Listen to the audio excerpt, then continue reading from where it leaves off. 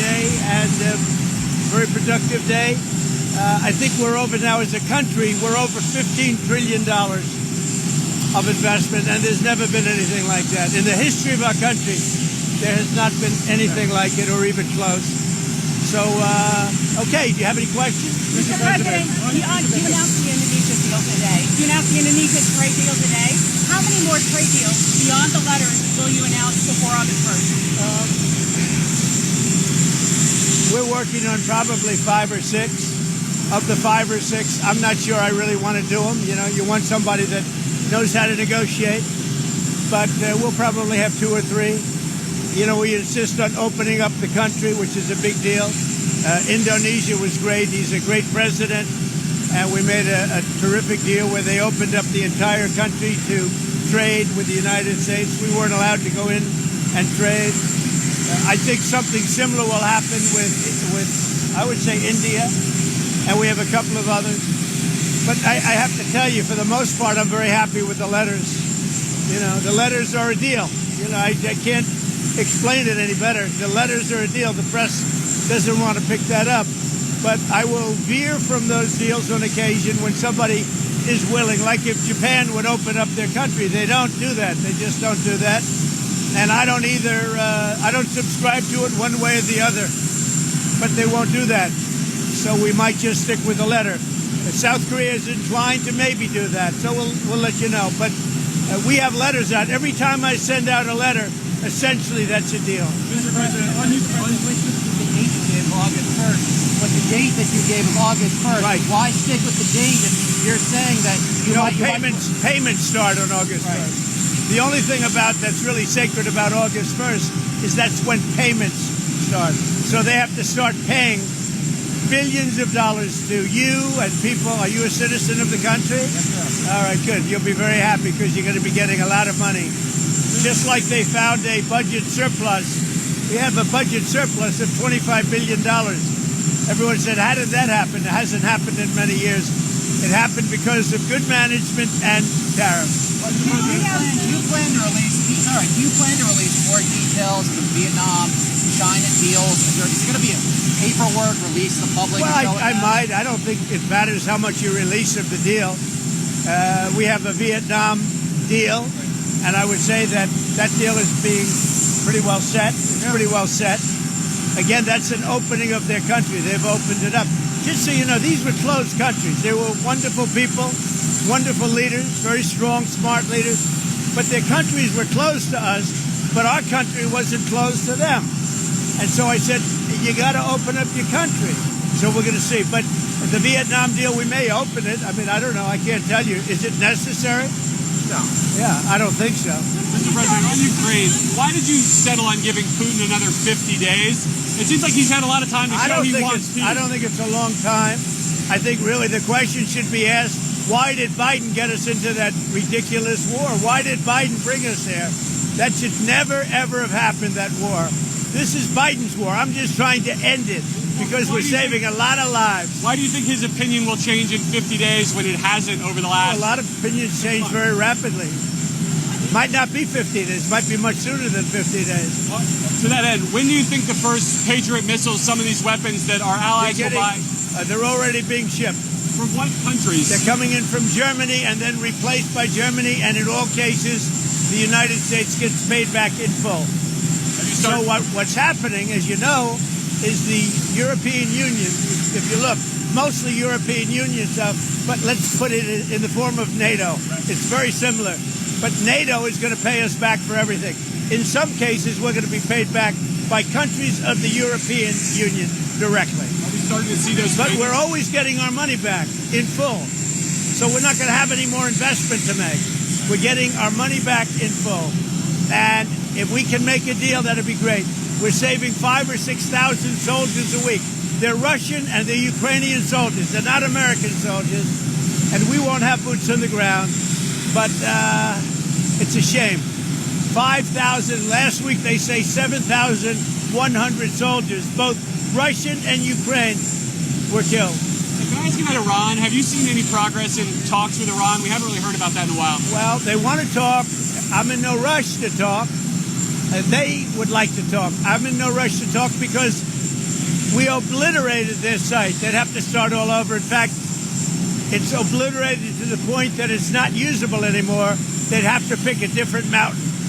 That mountain is so blown up inside and so unstable that they would have to pick a different mountain. Our people really did the job. Yes, please. On the Fed, sir, would you fire Jerome Powell over the Treasury renovation? Well, he spent $2.5 million building this place.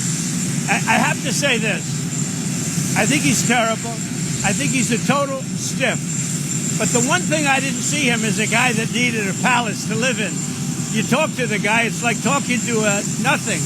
It's like talking to a chair. No personality, no high intelligence, no nothing. But the one thing I would have never guessed is that he would be spending $2.5 billion to build a little extension onto the Fed. Is that a fireable Nobody's ever seen. I think it sort of is, because if you look at his testimony to the House and the Senate, you take a look at the testimony, it's under it. That whole thing is, he's not talking about the problem. It's a big problem. $2.5 billion, and that's $2.5 billion now. That's going to be a lot more money than $2.5 billion to expand, and with all of that to house thousands of people to give him information, and yet out of the 71 economists, and they included me and one other person got it right. I got it right, and one other genius got it right. They had everybody else was wrong. 69 were wrong, and 2 were right. I was one of them. And I don't have a lot of people. I have Howard. I have Doug. I have a few people. He has thousands of people, and he got it wrong. No, I think when you spend $2.5 billion on really a renovation, I think it's pretty disgraceful. Have you spoken to President Putin since your announcement yesterday? No, I have not.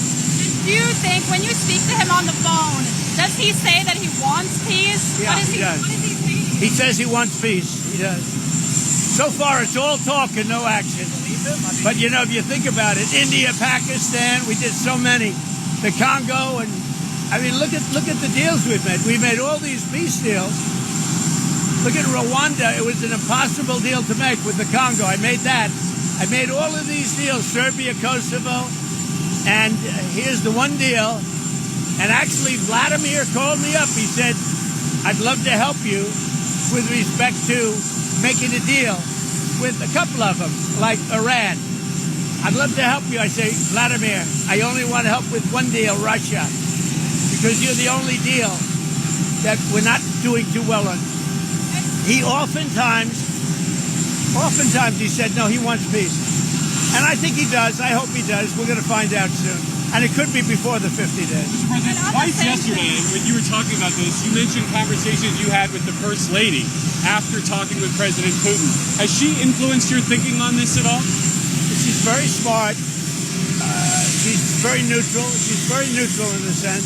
She's sort of like me. She'd like to see people stop dying. You know, people said, are you for one side or another? I'm for the side of people stopping dying. We have 5,000, 6,000, and 7,000 people a week, at least. And that doesn't include people from the cities and towns that are having rockets lobbed in there. I mean, people are dying in the cities and towns, too. But we're talking about 7,100 in the last 8 days died. And I'm for stopping that. On the Fed chair search, sir, is Scott Bessent, your Treasury Secretary, your number one option whenever Jerome Powell leaves? Or well, he's an option. Is he your top and he's option? very good. Well, he's not, because I like the job he's doing. Right. That's why he's not. You couldn't do both, sir? I like the job. I don't know if he was on the plane. Was he on the plane? I don't know. Maybe he wasn't. But I do like the job he's done. Right. So, in that sense, probably he's not that much of an option. Right. Scott's been great. He's been terrific. He did a good job today. He's a very soothing force. You know, it's soothing. All right. Mr. President, The pharmaceuticals. The pharmaceuticals will be tariffed probably at the end of the month. And we're going to start off with a low tariff and give the pharmaceutical companies a year or so to build. And then we're going to make it a very high tariff, because we got to move them in. Look, there's two ways you do it. You make money or you have them move here so they don't have to pay the tariff. Those are the two ways. The pharmaceutical companies are moving back to America where they should be. Semiconductors, sir, is that in the same timeline? The semiconductor tariff? Similar, actually less complicated, but similar. Semiconductors and chips. Mr. President, I know you've urged AI, people sir. to move on, but I'm curious, why do you think your supporters in particular have been so interested in the Epstein story and so upset about how it's been handled? I don't understand it. Why they would be so interested. He's dead for a long time. He was never a big factor in terms of life. I don't understand what the interest or what the fascination is. I really don't. And the credible information's been given. Don't forget, we went through years of the Mueller witch hunt and all of the different things, the Steele dossier, which was all fake. All that information was fake. But I don't understand why the Jeffrey Epstein case would be of interest to anybody. It's pretty boring stuff. It's sordid, but it's boring. And I don't understand why it keeps going. I think really only pretty bad people, including fake news, want to keep something like that going. But credible information, let them give it. Anything that's credible, I would say, let them have it. Mr. President, a question on AI. How do you want Americans to think about it? Are you concerned about job loss or privacy, or do you think this is the new technology? Well, it's interesting because we need jobs. We need a lot of people to work. You know, we're going to be building very shortly hundreds of factories, including AI. We're building a lot of car factories. They're all coming in from other countries now in order to avoid paying the tariffs. And we need people working. So if AI can help us with that, that's a positive. Because we're not going to have enough workers to take care of it if we don't create something. So whether it's robots or whether it's AI, we need somebody to take care of. Do you agree with that? I agree. So many jobs to build. I mean, think about it. $15 trillion.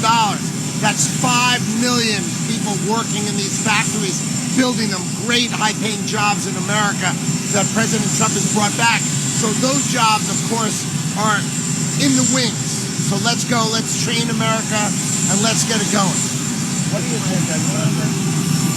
What would you say about the job? Well, I think with AI, as Howard and the President said, we're going to need more workers in this country because President Trump is the greatest economic developer that this country's ever had.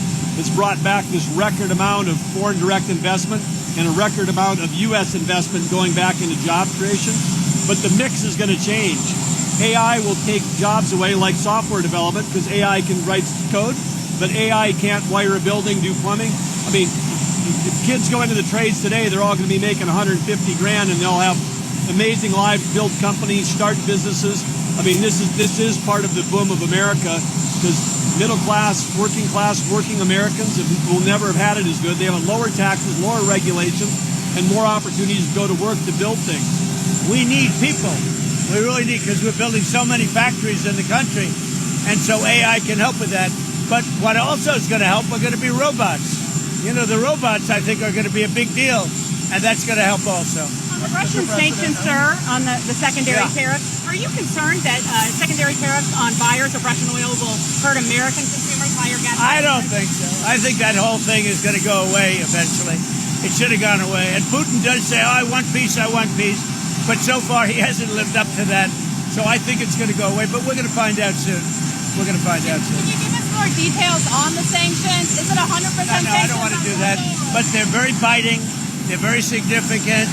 And they're going to be very bad for the countries involved. I mean, they'll be very, very powerful and very bad for the countries involved.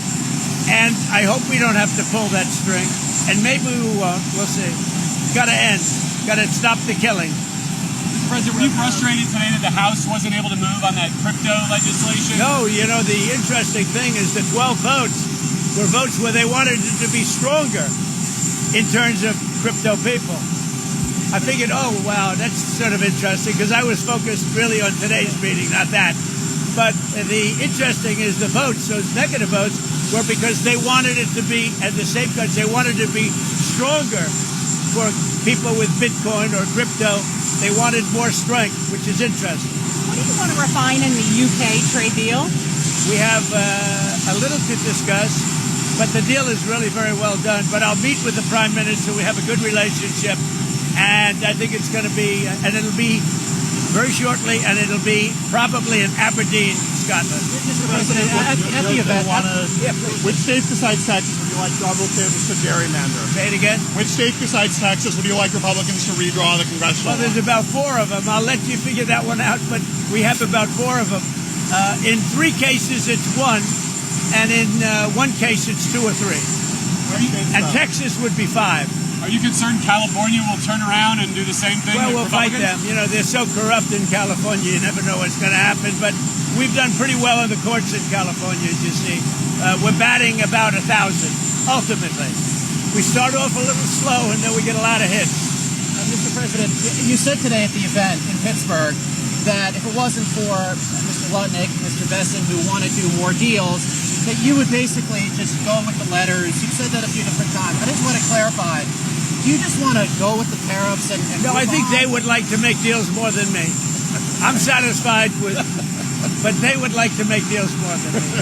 I'm not saying they're wrong. I'm just saying, in my opinion, he and Scott and maybe even Doug to a certain extent, you're more like me, I think. But they would like to make deals more than me. I'm very happy with the deals the way they are. Those are very, right? Those are very simple deals. It's whatever the percentage is.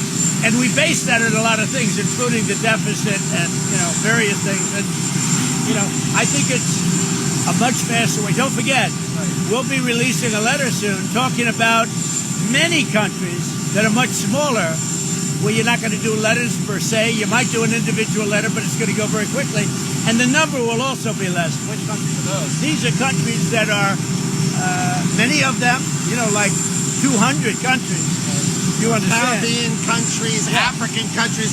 You have a huge amount of countries that are small, and the president's just going to deal with them sort of the way he thinks is the right way to deal with them. We'll probably set 1 tariff for all of them. Over 10%? Over 10% tariff? Probably a little over 10%, yeah. 15, 20? We don't do a lot of business, but we do, it's still significant. What about Israel, Mr. President? Is that related to your other, like the Gaza negotiations? Is that tied up in other issues? No, I think Israel's going to be fine. We had a great victory with Israel. That was a great, great victory. What we did with the B-2 bombers and all of that. And I never thought of it, but so many people are thanking me. They say no president had the guts to do it because, this has been going on for 25 years. In fact, when the pilots came to the Oval Office, they said, "Sir, we and our predecessors have been working on this attack for 25 years. Have a good time, everybody. Thank you, President. Thank you.